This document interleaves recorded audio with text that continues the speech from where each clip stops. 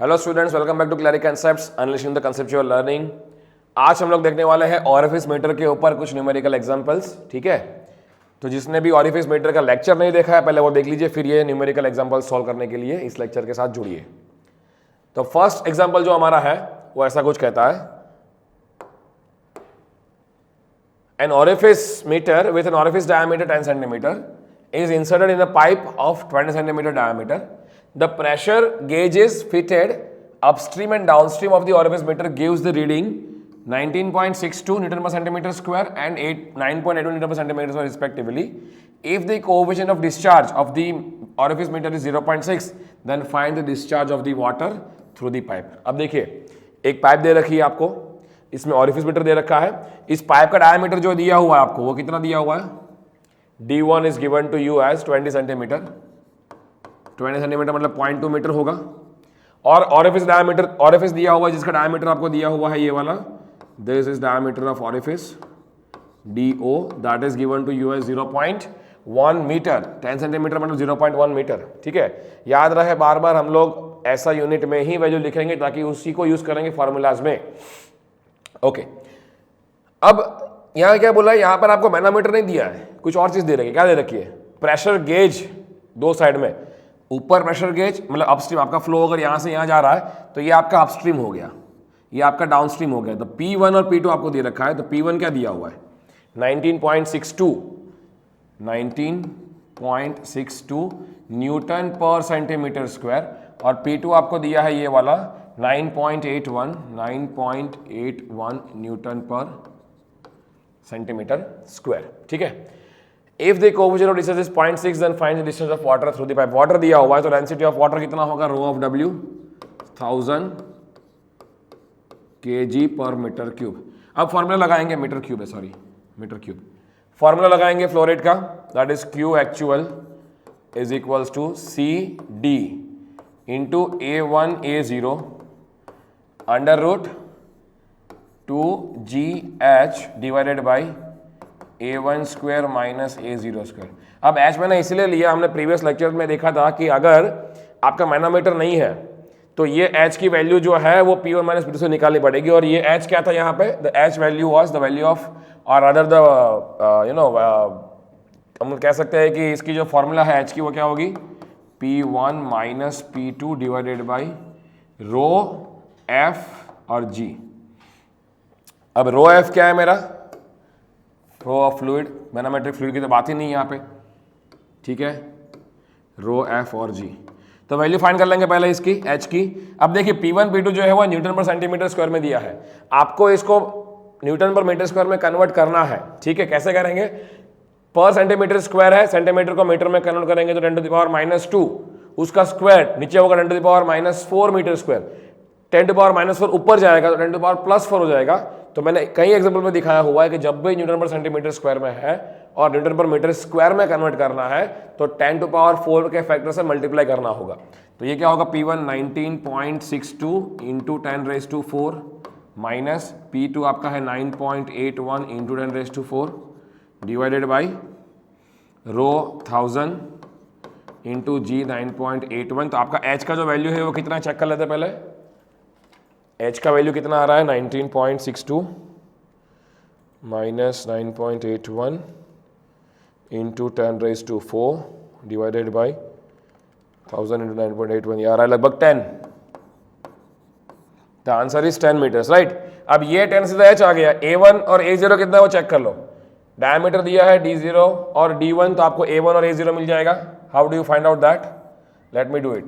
A1 is equals to π/4 D1 square 0.2 का square. तो A1 की वैल्यू क्या आएगी, पाई डिवाइडेड बाई 4 इंटू 0.2 का स्क्वायर 0.031 मीटर स्क्वायर।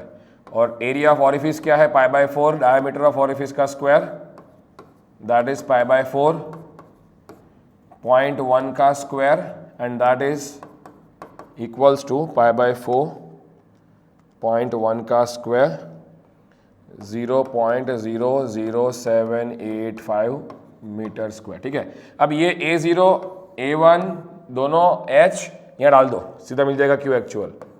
तो Q actual will be equals to CD का वैल्यू कितना है 0.6 0.6 इंटू A1 इंटू A0 कर दो, A1 कितना है 0.031 इंटू A0 0.00785 अंडर रूट किसका 2 इंटू 9.81 इंटू 10, H आपका 10 है सीधा, डिवाइडेड बाई A1 स्क्वायर 0.031 का स्क्वायर माइनस A0 स्क्वायर 0.00785 का स्क्वायर।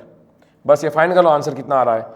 तो आपका 2 इंटू 9.81 इंटू 10 डिवाइडेड बाई 0.031 का स्क्वायर माइनस 0.00785 का square under root of that into 0.6 into 0.031 into 0.00785।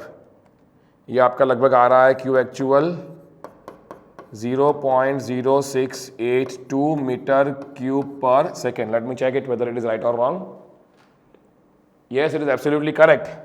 सो ये आपका फाइनल आंसर हुआ। तो क्या हुआ, discharge of water through the pipe, इस पैसेज ऑफ वाटर का फ्लो हो रहा है कितना हो रहा है 0.0682 मीटर क्यूब पर सेकेंड। इसको लीटर में कन्वर्ट करेंगे तो 1000 से मल्टीप्लाई कर दो ताकि आप फील कर पाओ। तो ये 68.2 लीटर्स का पानी एक सेकंड में एक सेक्शन को क्रॉस कर रहा है, that is the flow rate. ठीक है, तो ऐसे आपको सॉल्व करने हैं ऑरिफिस मीटर के क्वेश्चंस। नेक्स्ट एक और एग्जांपल देखते हैं ताकि आपके अंडरस्टैंडिंग और इंप्रूव हो जाए। So in second numerical we have been given an orifice metre with a orifice diameter 15 centimetre is inserted in a pipe of 30 centimetre diameter. Okay, अब यहाँ पर देखिए ऑरिफिस मीटर मेरे पास है जिसका डायमीटर 15 सेंटीमीटर है, मतलब ये जो ऑरिफिस है डायमीटर कितना है 15 centimetre, DO is 15 centimetre, that is 0.15 meters, is inserted in a pipe of diameter 30 centimetre. मतलब पाइप का डायमीटर कितना दिया हुआ है आपको, D1 जो है वो दिया हुआ है 30 सेंटीमीटर, मतलब 0.3 मीटर्स। देखिए इसके पहले वाला पिछले वाला एग्जाम्पल हम लोग ने दो प्रेशर गेज वाला लिया था और ये एग्जाम्पल हम ले रहे हैं यूट्यूब मैनोमीटर वाला, ताकि आपको दोनों एग्जाम्पल कैसे सॉल्व करना है समझ में आ जाए। ठीक है, the pressure difference measured by the mercury oil differential manometer on the two sides of orifice meter gives a reading of 50 centimetre of mercury. मतलब कि ये जो डिफरेंस है आपका प्रेशर का या सॉरी मैनोमेट्रिक हेड का, ये आपका HM की वैल्यू जो है कितना है 50 सेंटीमीटर, मतलब 0.5 metres. If the coefficient of discharge of matter is 0.64, then find the rate of flow of oil of specific gravity 0.9। मतलब ये ऑयल का जो फ्लो हो रहा है, ऑयल का जो फ्लो हो रहा है, इस डेंसिटी कितनी दे रखी है आपको 0.9 स्पेसिफिक ग्रेविटी, 1000 से मल्टीप्लाई करेंगे डेंसिटी मिल जाएगा, तो 900 kg पर मीटर क्यूब। और ये डेंसिटी ऑफ मर्क्यूरी क्या होगी 13600 kg पर मीटर क्यूब। ठीक है, सब मिल गया है। अब क्या करेंगे, फॉर्मूला याद है हम लोगों को, सॉल्यूशन कैसे निकालेंगे, Q actual is equals to CD A1 A0 under bracket 2GH divided by A1 square minus A0 square. अब ये H A1 A0 क्या है पहले फाइंड कर लेते हैं। तो पहला तो A1 क्या है मेरा, A1 is π/4, D1 square, D1 is 0.3 का स्क्वायर, तो ये आपका आंसर आता है π/4 इंटू 0.3 का square, that is 0.07 metre square A1, और A0 कितना है π/4 DO स्क्वायर, मतलब ऑरिफिस का डायमीटर 0.15 का स्क्वायर, ये आपका मिलेगा π/4 0.15 का स्क्वायर 0.0176 मीटर स्क्वायर, ये आपका A0 है। ठीक है, अब A1 A0 दोनों मिल चुका है आपको।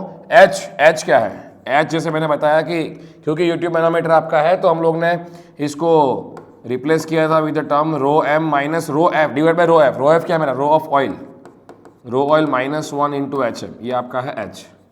तो अब सब्स्टिट्यूट करें वैल्यूज, ρm मेरा 13,600, रो ऑयल मेरा 900 माइनस 1, HM मेरा 0.5, ये आपका आंसर आएगा 13600 divided by 900 minus 1 into 0.5, this is 7 0.055 metres. बस तो ये तीनों H, A0, A1 नया डाल दो, आपको आंसर मिल गया। तो Q actual is equal to CD की वैल्यू कितनी है आपकी 0.64 इंटू A1 कितना है 0.07, A0 कितना है 0.0176 under root 2GH 2 9.81 H is 7.055 divided by A1 square minus A0 square that is 0.07 का स्क्वायर माइनस 0.0176 का square. Find out the answer.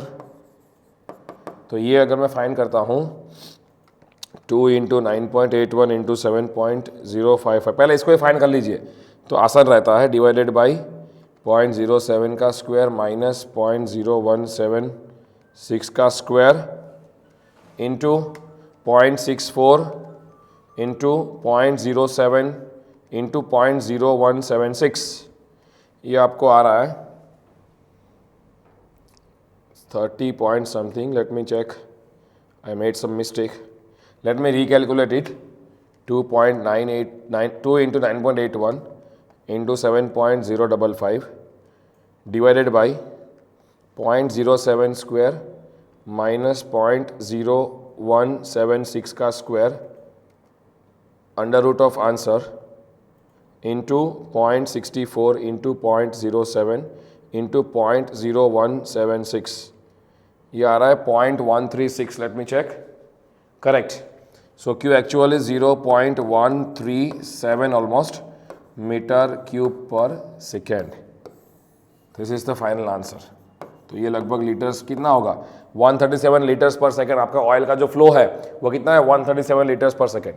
Clear हुआ कैसे इस फॉर्मूला को यूज करना है for finding out the flow rate using the orifice meter. तो ऐसे ही आप सॉल्व करते रहिए. कुछ भी क्वेरी है come back to us. Thank you so much. See you in the next class.